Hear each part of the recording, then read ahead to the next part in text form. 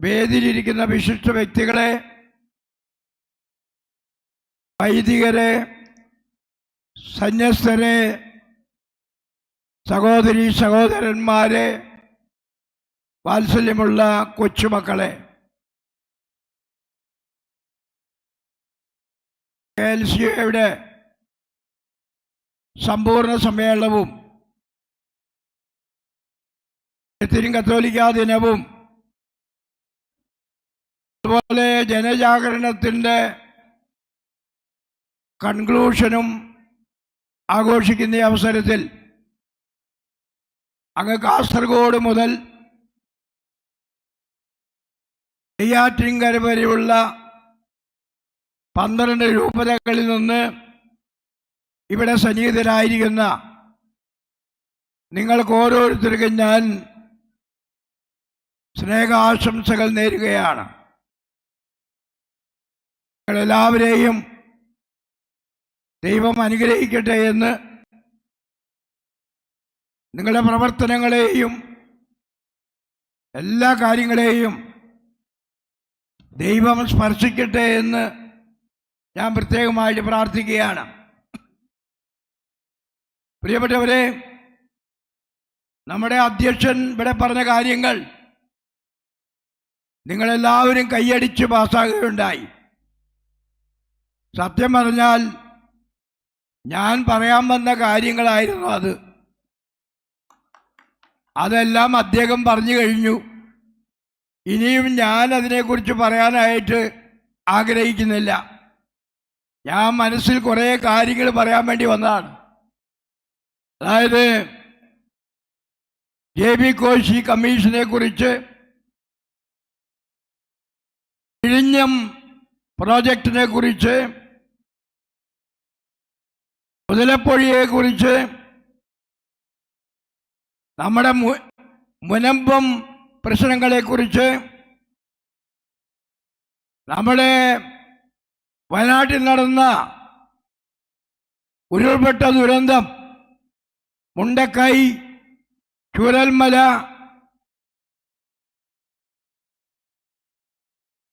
നാദാപുരം, വിലങ്ങാട് ഇങ്ങനെയുള്ള സ്ഥലങ്ങൾ,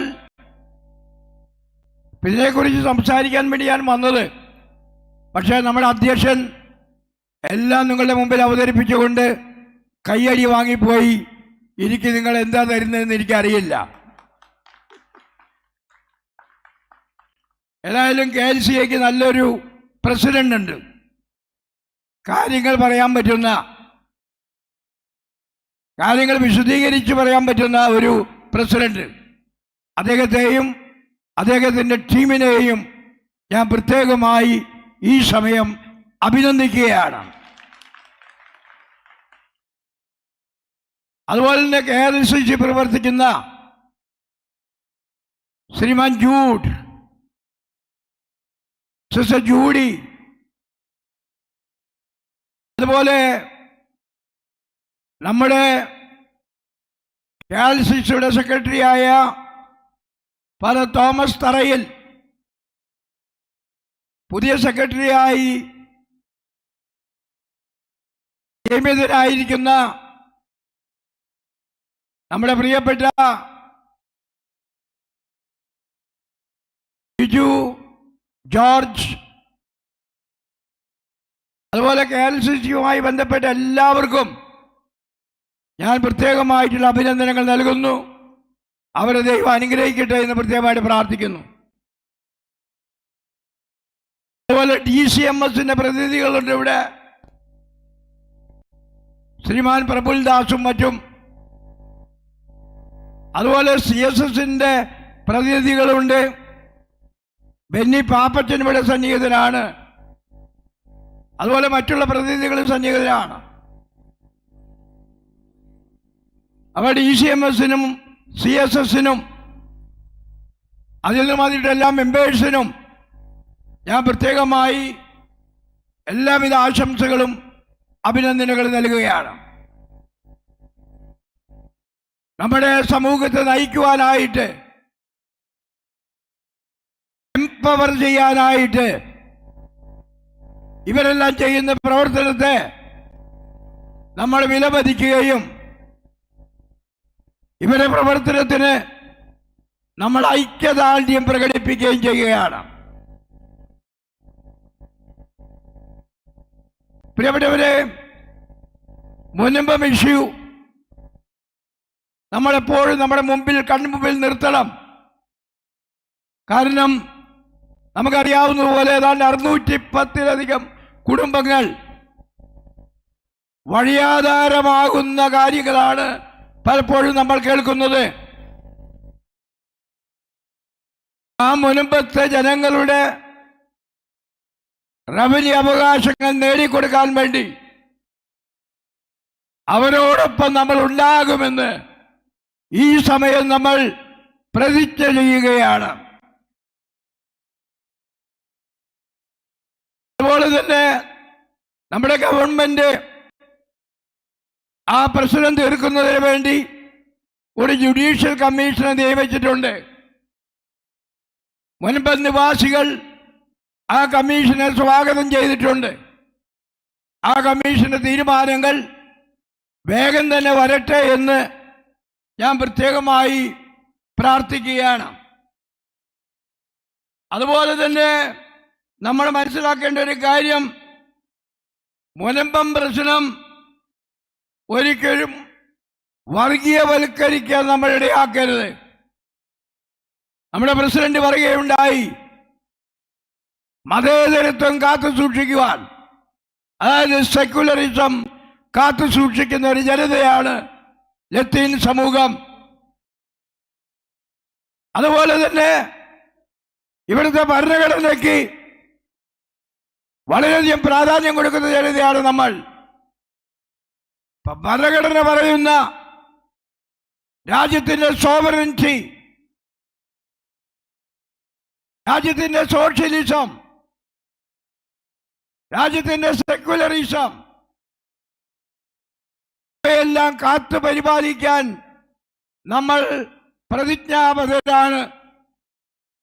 ഒരു കാര്യം നമ്മൾ ഓർക്കണം, സെക്യുലറിസം അല്ലെങ്കിൽ മതേതരത്വം എന്ന് പറഞ്ഞാൽ മതമില്ലായ്മയല്ല, മതനിരാശമല്ല, ദൈവമില്ലായ്മയല്ല, മറിച്ച് എല്ലാ മതങ്ങൾക്കും നമ്മുടെ ഭരണഘടനയുടെ മുമ്പിൽ തുല്യതയുണ്ട് എന്നുള്ള കാഴ്ചപ്പാടാണ്. നമ്മുടെ ഭരണഘടന ഉണ്ടാക്കിയ ആളുകൾക്ക് വേണമെങ്കിൽ ആ കാലഘട്ടത്തിൽ ഈ രാജ്യത്തെ മതേതര രാഷ്ട്രമാക്കാതെ വേണമെങ്കിൽ ഒരു മതാധിഷ്ഠിത രാഷ്ട്രമായി പ്രഖ്യാപിക്കാമായിരുന്നു. പക്ഷെ അവർ അത് ചെയ്തില്ല. അതിൽ നമ്മൾ മനസ്സിലാക്കുന്നത് അവരുടെ ഗ്രേറ്റ്നെസ് ആണ്. അവ നമ്മുടെ പൂർവികർ നമുക്ക് തന്ന ഈ അവകാശം നമ്മൾക്കെന്നും വേണം. അത് വർഗീയത പറഞ്ഞ് നശിപ്പിക്കാനിടയാക്കരുത്. ചുരുക്കത്തിൽ അബൂബക്കറും നബീസുമില്ലാത്ത ഒരു ഇന്ത്യ, ജോസും മേരിയുമില്ലാത്ത ഒരു ഇന്ത്യ, സതിയും വാസുവില്ലാത്തൊരു ഇന്ത്യ നമ്മൾ ആരും ഒരിക്കലും സ്വപ്നം കാണില്ല. ഈ ഇന്ത്യ രാജ്യം അബൂബക്കറിന്റെയും നബീസയുടെയും ജോസിന്റെയും മേരിയുടെയും വാസുവിന്റെയും സതിയുടേതാണെന്ന് നമ്മളെല്ലാവരും പ്രഖ്യാപിക്കുന്നു. അപ്പോൾ അതുകൊണ്ട് തന്നെ ആ മുൻപം ഇഷ്യൂ വർഗീയവൽക്കരിക്കാതിരിക്കാൻ നമ്മളെല്ലാവരും പ്രത്യേകം ശ്രദ്ധിക്കേണ്ടതുണ്ട്. ഈ രാജ്യത്ത് നമ്മൾ ലത്തീൻകാരാണെങ്കിലും ഈ ലത്തീൻ സമുദായം എല്ലാവരെയും ചേർത്ത് പിടിക്കുന്ന ഒരു സമുദായമാണ്. നിങ്ങൾക്കറിയാമല്ലോ, ശിവഗിരിയിൽ നടന്ന മതസമ്മേളനത്തിന്റെ 100ാം വാർഷികം ആചരിക്കുന്ന ഈ അവസരത്തിൽ നമ്മുടെ വത്തിക്കാനിലും ഒരു സമ്മേളനം നടക്കുകയുണ്ടായി. ആ സമ്മേളനത്തിൽ നമ്മുടെ പരിശുദ്ധ പിതാവ് ഫ്രാൻസിസ് പാപ്പ പ്രസംഗിക്കുകയുണ്ടായി. അതിലൊക്കെ പറഞ്ഞത് ഈ നാനാത്വം, ഡൈവേഴ്സിറ്റി ഒക്കെ എന്നൊക്കെ പറഞ്ഞാൽ അത് ദൈവത്തിന്റെ ഹിതമാണെന്നാണ്.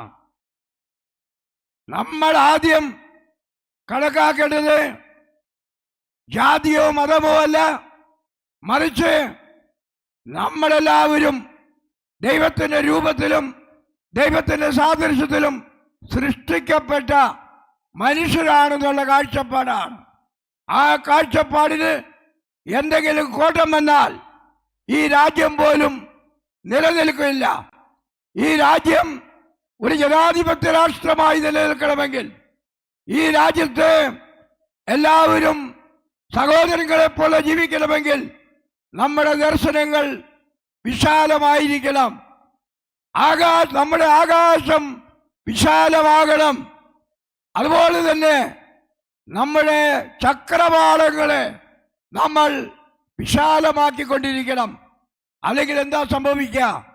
ഇടുങ്ങിയ മനോഭാവത്തിലൂടെ വന്ന് നമ്മൾ ഈ രാജ്യത്തെ പലരും പറയുന്ന പോലെ കുട്ടിച്ചോറാക്കാനായിട്ട് സാധിക്കുമായിരിക്കും. അതുകൊണ്ട് നമ്മൾ പഠിപ്പിക്കുന്നത് ക്രിസ്തുവിൻ്റെ പഠനങ്ങളാണ്. ഒരു സ്നേഹത്തിൻ്റെ സംസ്കാരം, ഒരു സ്നേഹത്തിൻ്റെ നാഗരികത, a culture of love, a civilization of love. അതിനു വേണ്ടിയിട്ടാണ് തന്നെ രണ്ട് കള്ളന്മാരുടെ നടുവിൽ തൂങ്ങി മരിക്കുവാൻ അവിടുന്ന് വിട്ടുകൊടുത്തത്. ആ സംസ്കാരം, ആ സ്നേഹത്തിൻ്റെ വിപ്ലവം നമ്മുടെ ജീവിതത്തിലൂടെ നമ്മൾ ജീവിക്കുന്ന ഇടങ്ങളിൽ വ്യാപിക്കുവാനായിട്ട് നമ്മൾ എന്നും പ്രവർത്തിക്കണമെന്നാണ് എനിക്ക് പ്രത്യേകം പറയാനുള്ളത്. പ്രിയപ്പെട്ടവരെ, ഈ മുനമ്പം പ്രശ്നം എന്ന് പറയുന്നത് ഒരു ജാതിയുടെയോ ഒരു മതത്തിൻ്റെയോ ഒരു വർഗത്തിൻ്റെയോ പ്രശ്നമല്ല, മറിച്ച് അതൊരു മാനുഷിക പ്രശ്നമാണ്. 610 കുടുംബങ്ങൾ വേദനിക്കുന്ന കുടുംബങ്ങളാണ്. അവരോട് ഐക്യദാർഢ്യം പ്രകടിപ്പിക്കേണ്ടത്, അവരുടെ അവകാശങ്ങൾക്ക് വേണ്ടി പൊരുതേണ്ടത് നമ്മുടെ ഓരോരുത്തരുടെയും കടമയാണ്. അതുകൊണ്ട് അവരോട് നമ്മൾ ഐക്യദാർഢ്യം പ്രകടിപ്പിക്കുന്നു. അവരെ ദൈവം അനുഗ്രഹിക്കട്ടെ എന്ന് പ്രാർത്ഥിക്കുന്നു. വേഗം തന്നെ അവരുടെ പ്രശ്നങ്ങൾക്ക് പരിഹാരമുണ്ടാകട്ടെ എന്ന് നമ്മൾ ഓരോരുത്തരും പ്രാർത്ഥിക്കുകയും ചെയ്യുകയാണ്. അതുപോലെ ഒന്നുകൂടി ഞാൻ പറയട്ടെ, നമ്മുടെ അധ്യക്ഷൻ പറഞ്ഞതാണെങ്കിലും ഞാൻ ഒന്നുകൂടി പറയാൻ ആഗ്രഹിക്കുന്നു. അതെന്താണെന്ന് ചോദിച്ചാൽ, നമ്മുടെ വിഴിഞ്ഞം പ്രോജക്റ്റുമായി ബന്ധപ്പെട്ടിട്ടുള്ളതാണ്. അവിടെ ഇവിടെ പറയുന്നത് പോലെ ഏതാണ്ട് 140 ദിവസങ്ങൾ ഈ തോമസ് മെത്രാപ്പോലീത്തയും അദ്ദേഹത്തിന്റെ വൈദികരും സന്യസ്തരും അൽമായരും ഈ രാജ്യത്തിലെ കുറെ ജനങ്ങളൊക്കെ സമരം ചെയ്യുകയുണ്ടായി. അതിൻ്റെ പേരിൽ നമ്മുടെ മെത്രാപ്പോലീത്തയുടെ പേരിലും നമ്മുടെ വൈദികരുടെയും സന്യസ്തരുടെയും ജനങ്ങളുടെയും പേരിലും വെച്ചിരിക്കുന്ന കേസുകൾ ഈ ഗവൺമെന്റ് ഇടപെട്ട് മാറ്റിക്കൊടുക്കണമെന്നും അവർക്ക് സമാധാനത്തോടെ ജീവിക്കുവാനുള്ള ഒരവസരം ഉണ്ടാകണമെന്നും ഞാൻ ഈ അവസരത്തിൽ പ്രത്യേകമായി പറയുകയാണ്. അത് നിങ്ങളുടെ എല്ലാവരുടെയും ആവശ്യമായിട്ട് ഞാൻ കാണുകയാണ്. പ്രിയപ്പെട്ടവരെ, നമ്മളുടെ രാജ്യത്തിന്റെ വളർച്ചയിൽ നമ്മൾ നടത്തുന്ന കോൺട്രിബ്യൂഷൻ വളരെ വലുതാണെന്ന് നമുക്ക് പറയാൻ സാധിക്കും. നമ്മളൊരു ന്യൂനപക്ഷമാണെങ്കിലും നമ്മൾ രാജ്യത്തിന് കൊടുക്കുന്ന നമ്മുടെ സഹകരണങ്ങൾ ഒരു ഭൂരിപക്ഷത്തിന്റെ സഹകരണങ്ങളാണെന്ന് പറയാൻ പറ്റും. ധാരാളം കോളേജുകൾ, ധാരാളം സ്കൂളുകൾ, ധാരാളം ആസ്പത്രികൾ, ധാരാളം സാമൂഹ്യ പ്രവർത്തനങ്ങൾ, ഇങ്ങനെ നിരവധിയായ തുറകളിൽ ലത്തീൻ സമുദായവും ക്രൈസ്തവരും ഒരുമിച്ച് പ്രവർത്തിക്കുന്നുണ്ട്. ഈ രാജ്യത്തിന് വളർച്ചയിൽ നിന്ന് വളർച്ചയിലേക്ക് നയിക്കാൻ നമ്മൾ ചെയ്ത കോൺട്രിബ്യൂഷൻ ഒരിക്കലും ആർക്കും മറക്കാൻ പറ്റില്ല എന്ന് സൂചിപ്പിക്കാൻ നമ്മൾ ആഗ്രഹിക്കുകയാണ്. എപ്പോഴും നമുക്ക് വരുന്ന ഒരു ഗതികേട്, രാഷ്ട്രീയ രംഗത്ത് നമ്മൾ വലിയ ശക്തിയല്ല. നമ്മുടെ ചുറ്റുപാട് നമ്മൾ നോക്കുമ്പോൾ നമുക്ക് കാണാൻ സാധിക്കും, എല്ലാ കാര്യങ്ങളും തീരുമാനിക്കുന്നത് രാഷ്ട്രീയക്കാരാണ്. രാഷ്ട്രീയത്തിൽ നമ്മൾ ഇല്ലെങ്കിൽ ഒന്നും തന്നെ നമുക്ക് നേടാൻ പറ്റുകയില്ല. രാഷ്ട്രീയത്തിലേക്ക് കയറി രാഷ്ട്രീയത്തിൽ പ്രവർത്തിച്ച് രാഷ്ട്രീയത്തെ സംശുദ്ധീകരിക്കുവാൻ കഴിയുന്ന തത്വശാസ്ത്രം നമുക്ക് ഓരോരുത്തർക്കും ഉണ്ടാകണം. അല്ലാതെ രാഷ്ട്രീയം ചീത്തയാണെന്ന് പറഞ്ഞ് രാഷ്ട്രീയത്തിൽ മാറി നിൽക്കുകയല്ല. നമ്മുടെ രാജ്യത്തിന് വേണ്ടി നിയമങ്ങൾ ഉണ്ടാക്കുന്നത് രാഷ്ട്രീയക്കാരാണ്. അപ്പോൾ അവരാണ് MP-മാര്, MLA-മാര്, മന്ത്രിമാര്, മുഖ്യമന്ത്രിമാര്, പ്രധാനമന്ത്രിമാരൊക്കെ. അപ്പൊ തീർച്ചയായിട്ടും ഈ ലത്തീൻ സമുദായം ഒരുമിച്ച് നിന്ന് ഇങ്ങനെയുള്ള അവകാശങ്ങൾ പിടിച്ചെടുക്കുവാൻ സാധിക്കണമെന്ന് ഞാൻ നിങ്ങളെ ഓർമ്മിപ്പിക്കുകയാണ്. ആരെ പറയുകയുണ്ടായി, ഇന്ന് ജനപ്രതിനിധി സമ്മേളനം നടന്നപ്പോൾ ഒരു ചെറുപ്പക്കാരൻ എഴുന്നേറ്റ് പറയുകയായിരുന്നു, നമുക്ക് സ്വാധീനമുള്ള 40 മണ്ഡലങ്ങളുണ്ട്. ആ 40 മണ്ഡലങ്ങളിലും നമ്മുടെ ആളുകളെ നിർത്താനായിട്ട് ശ്രമിക്കണമെന്ന്.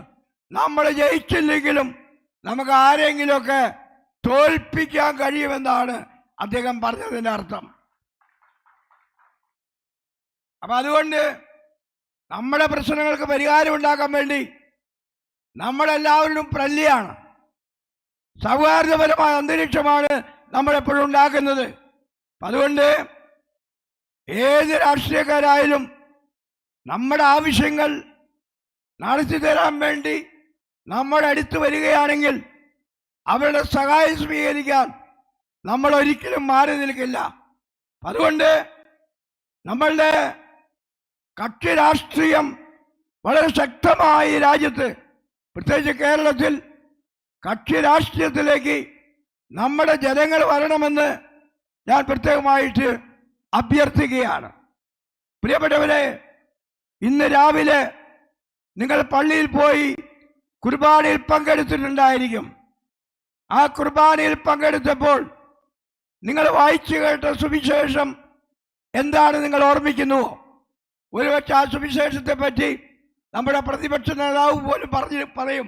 അതുകൊണ്ട് ഞാനും വിചാരിക്കേണ്ട അല്പം വിശുദ്ധ ഗ്രന്ഥവും ബൈബിളും പറയാമെന്ന്. കാരണം അദ്ദേഹം നമ്മളെ പഠിപ്പിക്കുന്നത് അങ്ങനെയാണ്. പ്രസംഗം പറയാൻ പോകുമ്പോൾ വെറുതെ സെക്യുലറായിട്ട് പ്രസംഗിക്കാതെ ബൈബിളിനെ കുറിച്ച് പറയണമെന്ന് ഈ BD സതീശൻ എന്ന നമ്മുടെ സ്നേഹമുള്ള പ്രതിപക്ഷ നേതാവ് നമ്മളെ പഠിപ്പിക്കുന്നുണ്ട്. അതുകൊണ്ട് ഇന്ന് എനിക്ക് നിങ്ങളോട് പറയാനുള്ളത്, ഇന്ന് രാവിലെ ദേവാലയത്തിൽ വെച്ച് നമ്മൾ വായിച്ചു കേട്ട സുവിശേഷ ഭാഗം ലൂക്കായുടെ സുവിശേഷം 3-ാം അധ്യായമായിരുന്നു. ആ 3-ാം അധ്യായത്തിൽ സ്നാപക യോഹന്നാന്റെ പ്രവർത്തനങ്ങളെ കുറിച്ചാണ് നമ്മൾ കാണുന്നത്. അദ്ദേഹത്തിന്റെ പ്രസംഗം കേട്ട് ധാരാളം ജനങ്ങൾ വന്നു. അവർ ചോദിച്ച ചോദ്യം എന്തായിരുന്നു? ഞങ്ങൾ എന്താണ് ചെയ്യേണ്ടത്? ഞങ്ങൾ എന്താണ് ചെയ്യേണ്ടത്? അതുപോലെ ചുങ്കക്കാരും പാപികളും വന്ന് ചോദിച്ചു, ഞങ്ങൾ എന്താണ് ചെയ്യേണ്ടത്? പട്ടാളക്കാർ വന്ന് ചോദിച്ചു, ഞങ്ങൾ എന്താണ് ചെയ്യേണ്ടത്? ഇന്ന് ദൈവത്തോട് നമ്മളും ചോദിക്കുന്നു, ക്രിസ്തുവിനോട് നമ്മളും ചോദിക്കുന്നു, ഞങ്ങൾ എന്താണ് ചെയ്യേണ്ടത്? ഈ സമൂഹത്തിന് വേണ്ടി, ഈ സമുദായത്തിന് വേണ്ടി, ഈ സഭയ്ക്ക് വേണ്ടി, അല്ലെങ്കിൽ ഈ ഇന്ത്യക്കാർക്ക് വേണ്ടി, ഈ ലോക ജനതയ്ക്ക് വേണ്ടി നമ്മൾ എന്താണ് ചെയ്യേണ്ടത്? ആ ചോദ്യം ചോദിച്ചുകൊണ്ട് മാത്രമേ നിങ്ങൾ ഇവിടുന്ന് പോകാവൂ. ആരോ പറയുകയുണ്ടായി, 3 ചോദ്യങ്ങൾ നമ്മൾ ചോദിക്കണം. ഒന്നാമത്തെ ചോദ്യം, നമ്മൾ നമ്മുടെ സമുദായത്തിന് വേണ്ടി, നമ്മുടെ ഇന്ത്യക്ക് വേണ്ടി, നമ്മുടെ കേരള ജനതയ്ക്ക് വേണ്ടി എന്തു ചെയ്തു? രണ്ടാമതായിട്ട്, നമ്മുടെ ജനതയ്ക്ക് വേണ്ടി നമ്മൾ എന്ത് ചെയ്തുകൊണ്ടിരിക്കുന്നു? നമ്മുടെ ജനതയ്ക്ക് വേണ്ടി നമ്മൾ നാളെ എന്ത് ചെയ്യും? അങ്ങനെ ചോദിക്കുവാനുള്ള ധീരത, തൻ്റെ ഇടം നിങ്ങൾക്ക് ഓരോരുത്തർക്കും സർവശക്തനായ ദൈവം നൽകട്ടെ എന്ന് ഞാൻ പ്രത്യേകം പ്രാർത്ഥിച്ചുകൊണ്ട് ഈ സമ്മേളനം ഇവിടെ ഇരിക്കുന്ന എല്ലാവരുടെയും അനുവാദത്തോടുകൂടി ഔപചാരികമായി ഉദ്ഘാടനം ചെയ്തതായി പ്രഖ്യാപിക്കുന്നു.